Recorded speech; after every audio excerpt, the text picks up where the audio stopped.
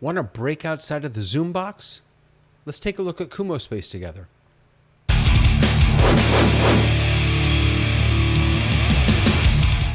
Hey everyone, David Paskin here, your Torah tech guy, sharing some great tech for your great Torah.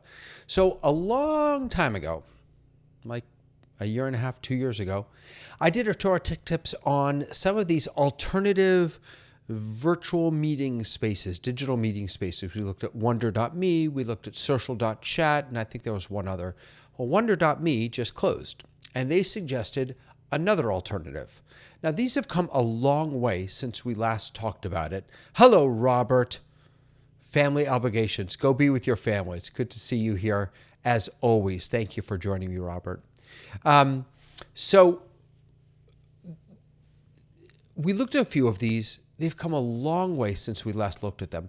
Back when we started with wonder.me and spatial.chat and some of those, I would say the biggest issue was compatibility. That they weren't as user-friendly as they needed to be, and they weren't compatible with, say, mobile devices, a lot of them. Well, it's now a year and a half, 2 years later, and there are a bunch of new players on the field, and they have upped their game, and they're doing it a little better than before. And so I thought we'd take a look today at one of these players in this field of digital meeting spaces, alternatives to Zoom. You all know I'm a Zoom fanboy, but this is something a little different. So this is called Kumospace. Kumospace. So if you go to kumospace.com, you'll find this right here. You can sign up for a free account, and you can use it with the free account for up to, I think, 50 guests. From there, you do have to start paying for it. It's actually not terribly expensive, I think. $8 per user per month, but you still get, those are registered users. You still get lots of free users and a whole bunch of different capabilities. You could record your sessions, things like that. You have to have a minimum of 10 users. So it's $80 a month basically for the professional plan, which still gives you 50 guests and then all this other good stuff that comes with it. What's unique about these is that they're not in a box. So I have a Kumospace open here. And if I just kind of scroll out a little bit, you can see that this is a floor plan. You get one floor plan, one floor, I guess you could say, with the free plan, and as many rooms as you want within that floor. This is just the standard one. I didn't do anything to customize this. There are lots of different ones that you can choose from. And you can see that way down here in this corner, I'm going to go ahead and zoom in down there, that there are a couple people sitting on the couches. Let me move my big fat head because it's in the way. In fact, you know what? I'll go to this view. Might be a little easier to see. So here I am. This is me over here. Let me turn on my little green circle so you can see it. This is me over here, and this is another me down here. And when I scroll over myself, you can see I get all these different things that I can do. I have custom emojis, I can put clap, fire, and then that will just attach that to my image. Now, the white sort of outline that you're seeing here, this is the radius of your audio. So if I had audio turned on these, they would be able to hear one another. Anybody outside of that radius would not be able to hear us. You can adjust this. You can make it smaller or bigger. And also you can go into rooms where it is private. So there is no audio. So if I were to say click in here, it's going to take me, it's going to move me up. You just double click to move around. You can change that to a single click. Now I'm all alone in this room, and people could maybe come to the door, I guess, but they can't. I don't think that I'll hear them unless they come to the door. And I can just click on the door and close it like that. So now I have some privacy. One of the neat things about Kumospace is how everything, or not everything, but a lot of the things in here are interactive. So let's say I come back down here and I want to sit on the couch again. So I'm going to double click there, and it's going to move me down to the couch. You can see that this is sort of highlighted and blinking for me. So this is an app that's built right in called Eraser. I've never used this app before, but this is something that we can now work on together with the other person who's sitting around this with me. So we have this sort of shared whiteboard that we can work on. If you're hungry, there are all these different foods, and when you click on one of these foods, so if I'm gonna have a slice of pizza, you'll see I now have a slice of pizza, a veggie pizza, on my avatar. When you do have both of your cameras on and mics on, the video can either stay down here, or you can click at the bottom pop out, and that will bring up this little guy here where you'll see both of the people talking, and you can have more of a traditional sort of conversation with one another. So let me go ahead and close it. Let's see, if I click this, what is that going to do? I guess that just hides it. So now I'm back here. If I raise my hand, you can see I get a notification. David Paskin raised his hand. I'm going to go ahead. How do you put that down? You just double click on it again. At the bottom here, you can toggle your camera, your microphone, your status. If I click on that, I can say I'm available, away, or I'm focusing. Presumably focusing means people wouldn't be able to bother me, or maybe it just gives them an indication that I don't want to be bothered. You can present, so you can do a screen share. You can switch from this to gallery view, which will again put you back into sort of a more traditional Zoom-like experience. And you click on that again, and you are back in this room. There's the pop-out, and the record is available for paid plans.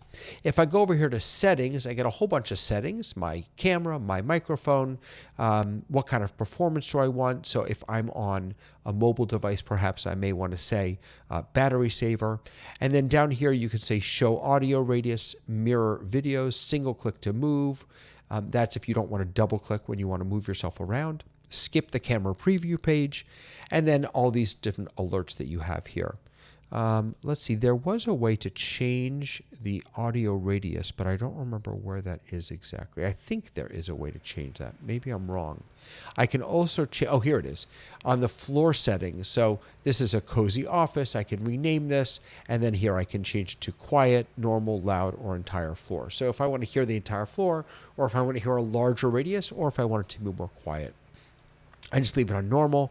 Looks like I can change the size of my room by doing that, or my floor, I should say, excuse me, change the size of my floor. I haven't played around with all of this yet. Excuse me, I'm congested. But it's kind of neat, right? This is a fun option. I'm going to take myself and pull myself over here to this couch over here. You can see I'll move away. So now I would not be able to hear the David who's down here, speaking down here. Let's see, if I click on word guess, that's going to bring up code names. Send this link to friends, and then you can play this game. I don't know what that game is. There are also conference rooms. So if I want to come in here, if I want to have a meeting, now you can see, so I tried to get in here, but the door is closed. So I'm going to click on the door and unlock it. And now I'll say I want to come inside. So now I'm inside. I can close these doors, and I can have, this is Miro.com. For some reason, this isn't working for me. I'm not sure if that's something with Kumospace or if that's something with me. But for whatever reason, that isn't working. But this would be a Miro board, which is sort of like a whiteboard here. Let's see, if I click on that, what happens? Oh, I have my sound turned off, so maybe nothing happens. Oh, see, now you can see I'm having a drink. I'm not sure what the value is in having a drink, but you get the idea. Lots of interesting uses for this. Up here at the top, you've got zoom in, zoom out. You can also just scroll in or scroll out. You've got a map, so you can see where everything is. So if I want to jump quickly to a certain spot, I can go up to the map. I don't have to actually search around for it. So if someone says, hey, we're meeting in the top left corner, I can just go to the map. If I click on home, I guess I am home, so it's not going to take me anywhere. Down at the bottom, I can click back to lobby. This is going to bring me here. If you upgrade, if you pay for that professional plan, you can add a floor. Hello, Cyber Clinic. Good to see you. Can add a floor here. So let's talk about use cases. When might you want to use something like Kumospace? I think that in this iteration, it's primarily meant for, and it actually says it on its homepage, that it's meant for remote teams, right? Which is great. I can actually see this being really nice to use with a remote team. It's sort of an open space. You can let people know that you're there, that you're working. But if you need some privacy, you can set it to private. You can go into a private office. Or if you want to collaborate with other people, you can do that very easily. I can also imagine this being an interesting use case for education. If I've got a group of kids who are all working, and in digital space. And I may want to, instead of having them all on Zoom, I may want to bring everyone into one room for part of the lesson, maybe break out, have them go into different areas of the room for a different part of the lesson, have them team up. For adult learning, I can imagine doing the same thing. Kumospace also offers virtual events. So you can, now I haven't used the virtual events, and this looks to me like an enterprise feature only.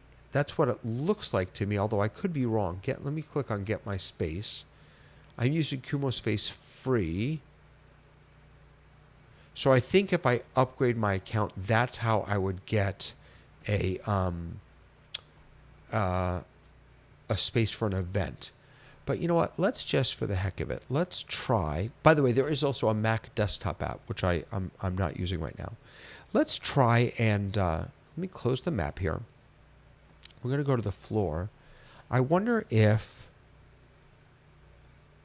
how might I change this floor setting? I'm not really sure. Manage space. Let's edit the space. So that's that.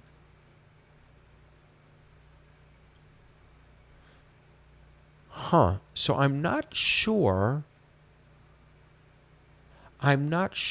how to, I'll have to play around a little more to figure out how to actually change this. I wonder if this is just the free version. You get sort of this one space, or maybe you need to, when you create a space, you have the option to choose what it's going to look like. It doesn't look like I can do an event space here, but as I was showing you before, they do have event spaces available. Let me go back. Can I get back to that? Let's see here. Oh, here it is.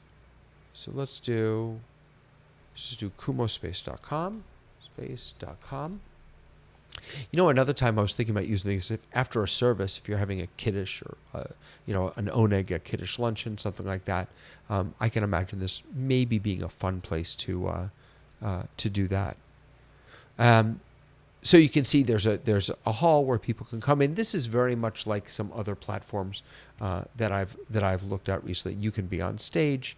There's video chat, screen share, spatial audio, all these nice things, chat co-hosts that we've come to expect. This isn't what another space might look like here, with all the different people sitting around the table. And again, if you're within proximity of people, you will not only hear them, but when you do that video pop out, or if you go to the grid view, or I think they call it grid view, then you would see just the people in your space, in your area of the room. There's one other thing I want to share with you. Oh, and that is, this will not ever replace on-site events. Absolutely not. And if we want to create the best experiences for our virtual guests or for our virtual events, this might be something interesting to look at. Now, one thing I mentioned at the very top was the mobile experience at the beginning of the pandemic for these types of sites was really poor.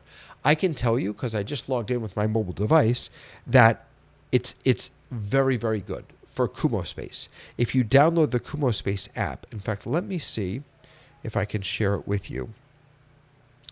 All right, so hopefully this will connect. There we go. All right, so let me show you my the Kumospace app. So I'm going to go ahead and open it up. And so here's that Torah Tech Eye space that I was in before. I'm going to go ahead and join that space. It's asking me, do I want to join the cozy office or more rooms? I'm going to go ahead and join the cozy office. How do I do that? I'm right now in here. Oh, there we go. You had to click on a person so it knows where to put you. So now, oh, interesting. So you can't go to just a space, it looks like. You can only go next to a person on the mobile app, at least on a phone. That's the case. I'm going to get out of this because I don't want to have any reverb there. So that's interesting. So you don't have the full experience, but you can absolutely participate in this. So you could see where different people are. You can see who's in the common area or who's in different rooms. In fact, let me move myself. I'm going to move myself. Let's go into this room and see if that looks different on the mobile app. So I've now entered, there you go. So I'm now in the pink office, and you can see that my avatar has moved into the pink office. So if another David Paskin, which is who's logged in on my mobile, wants to join and meet with David Paskin regular in the pink office, I can just click there and it brings me right in. And I'm getting that echo again because I'm in too many places at once. I think it's a really interesting option for different use cases, for specific use cases. I fundamentally believe that Zoom remains the best option because it puts our faces, us human beings, front and center, right? The backgrounds are fun. The moving around is fun. And that's all interesting for specific use cases. But for 99, I think, % of the time, Zoom's going to be the option to go with because it puts you and me front and center. But for other opportunities where you're maybe looking for something a little more playful, you may want people to have a little more, to be a little more of a democratized experience where people can choose where to go, who to sit next to, when you want to have multiple conversations going on in the same shared space, but not everyone talking over one another. Kumospace may be something to look at. Kumospace.com. They have no idea I'm making this video. I don't get a kickback from them. So, but I think it's an interesting option that you may want to look into, and you can try it for free, which is really the best part. Kumospace.com. And hey, while you're online, maybe check out my site, TorahTechGuy.com. And if you wouldn't mind, subscribe to this video. It really helps the channel. And it helps me bring you great Torah Tech tips every single week. And I look forward to seeing you next week for another one. Have a great day, everyone. Bye-bye.